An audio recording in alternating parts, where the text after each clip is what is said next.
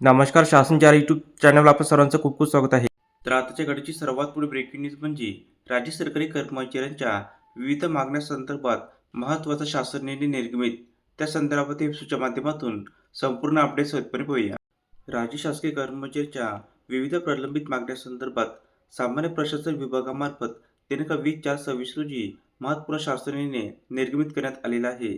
सदर परिपत्रकानुसार नमूद करण्यात आले आहे की राज्य सरकारी कर्मचारी मध्यवर्ती संघटना व राज्य सरकारी कर्मचारी गट चतुर्थ श्रेणी कर्मचारी मध्यवर्ती महासंघ महाराष्ट्र यांनी दिनांक 21/4/26 पासून बेमुदत संप करण्याची नोटीस सरकारला दिली आहे.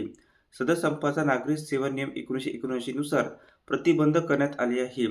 दिनांक 21/4/26 पासून बेमुदत संप कालावधीत सरकारचे कामकाज सुरळीतरित्या पार पाडण्याच्या दृष्टीने सर्व मंत्रालयीन विभाग तसेच त्यांच्या अधिपत्याखालील क्षेत्रीय कार्यालयांना खालील उपाययोजना करण्याच्या सूचना देण्यात आल्या आहे.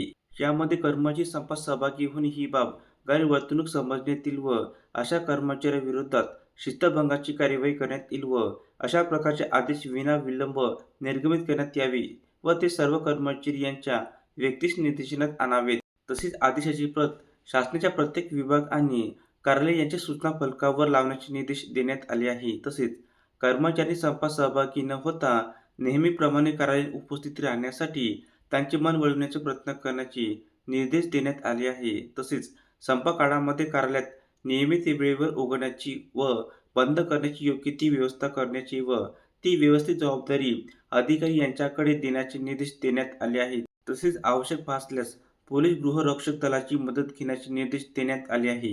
सदर आदेशाच्या दिनांकापासून संप संपेपर्यंत कोणत्याही शासकीय कर्मचाऱ्यास कोणत्याही प्रकारची रजा मंजूर करू नये व ते जे कर्मचारी रजेवर असतील अशा प्रत्येक प्रकरणी विचार करून त्यांची रजा रद्द करून त्यांना कामावर तत्काळ बोलावेत व कसे ते ठरविण्याचे निर्देश देण्यात आले आहे.